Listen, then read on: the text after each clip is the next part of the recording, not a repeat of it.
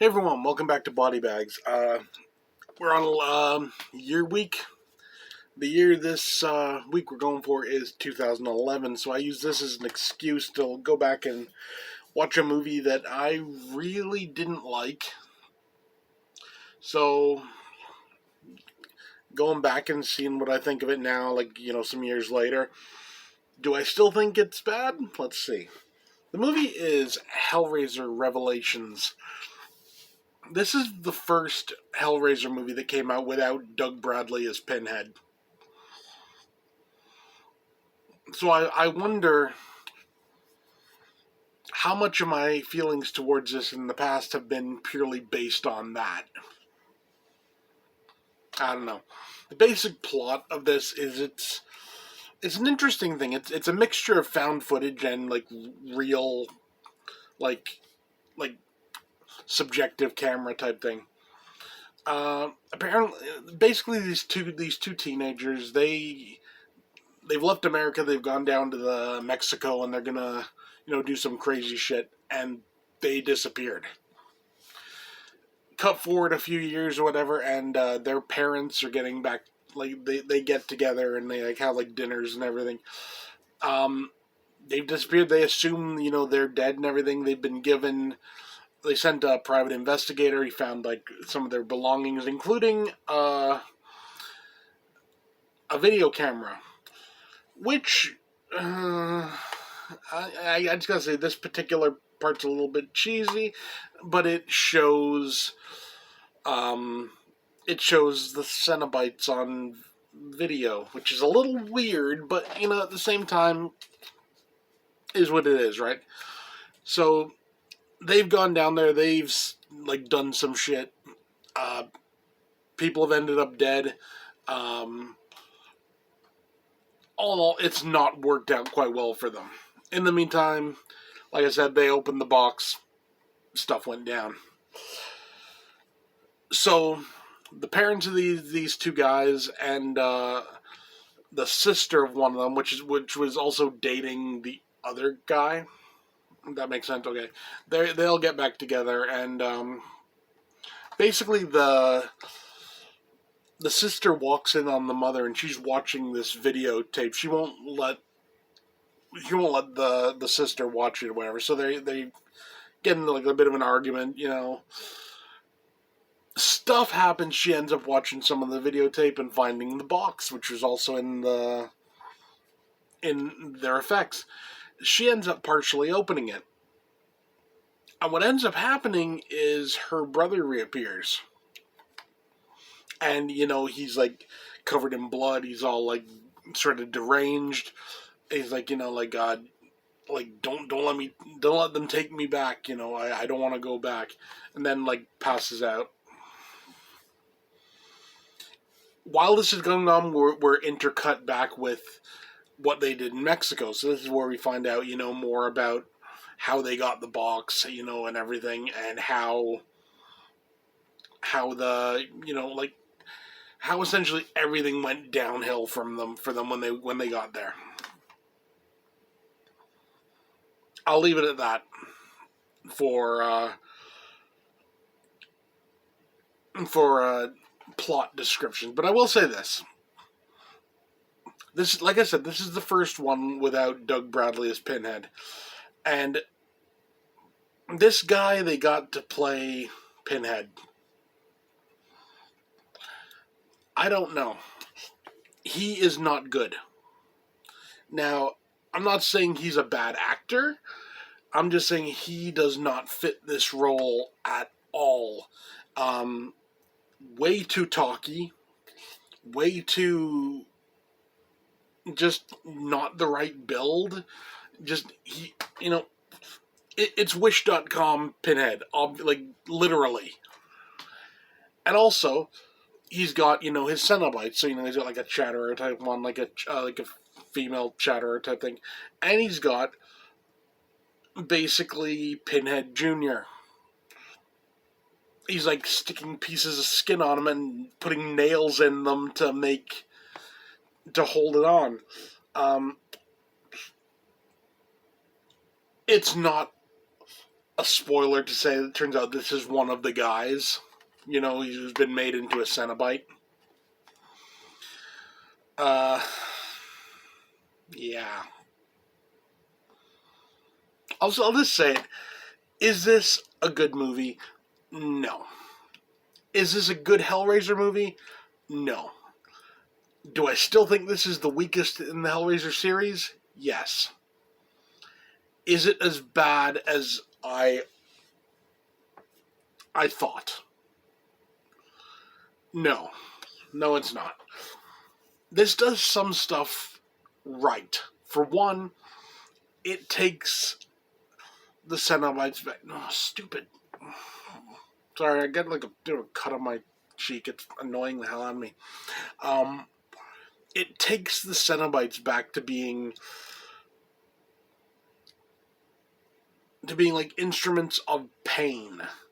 This isn't about like sort of at the end of like Hellraiser 4, it kind of went in like this weird other tangent where it was like they're doing like psychological tortures on people and everything. That's not what Hellraiser was about. Hellraiser was always about the physical suffering, like pleasure and pain indivisible. It's like a literal. It's like the focus of the story has always been that. And they kind of went off the rails. This brings it back. So I'm very happy about that. The effects, honestly, are pretty decent. I mean, I do have a gripe with the chains. I've said before when I talk about Hellraiser films, I don't like these big, like, chunky chains they have sometimes. I like the thin, like, legit, like, thin chains, not these giant things that you'd find on, like, a frickin' tow truck or something. It never feels right to me. So they use that in this, but, it is what it is. It's a small gripe. The Cenobite designs they're okay. They could... There was a way to have done this story and done it better. And it would have been very simple, really. Take Pinhead out of it. And have it be, this is like another group of Cenobites. Come out with some, like, different looking designs. I think it probably would have been fine. The inclusion of the Pinhead character using an actor that doesn't fit the role was a big mistake. It's a mistake that was remedied when they did Judgment, later on, and they got the actor for that, because he was a worthy successor to Doug Bradley. But the guy in Revelations, this guy doesn't have the charisma, and he doesn't have the look right.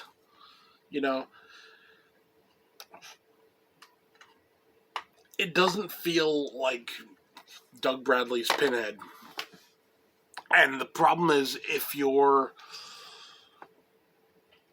making it that's who it's supposed to be, there needs to be some similarities. That is the big problem I have with this movie. It's also, like I said before, I think one of the reasons why my past ratings when I've thought about this movie have been quite low. I've been giving it like 1 and 2 stars sort of thing.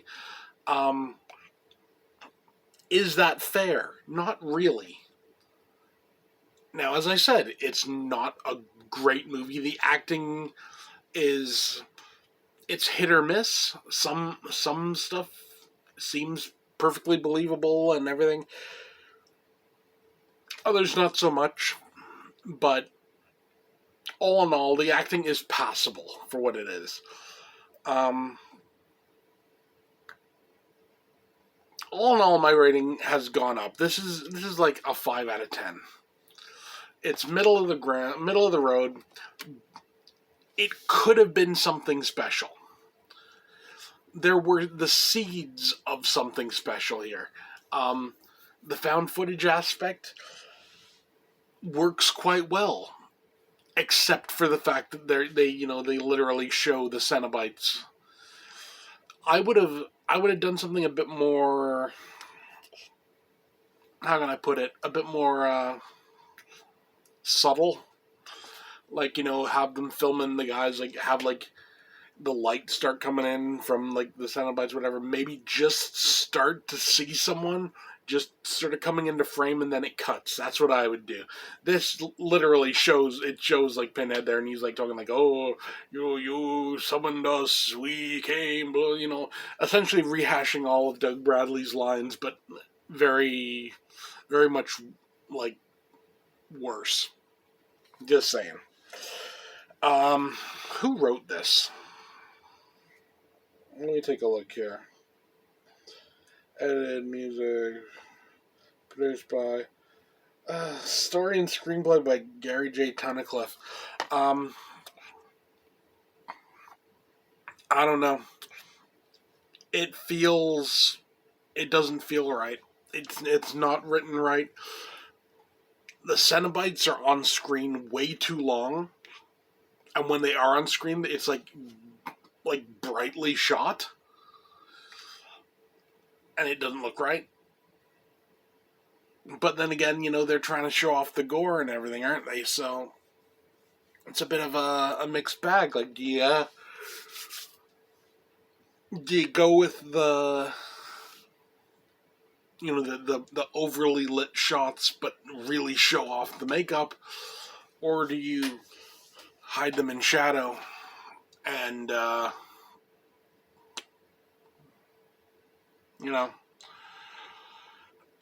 know the way I'd go. I'd hide them in shadow more. I'd it is what it is. But yeah, Hellraiser Revelations, 5 out of 10. It's not as bad as you remember, but it's not good.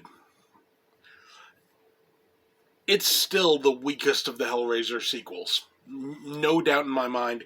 Honestly, even Hellworld is better than this, and that's saying something.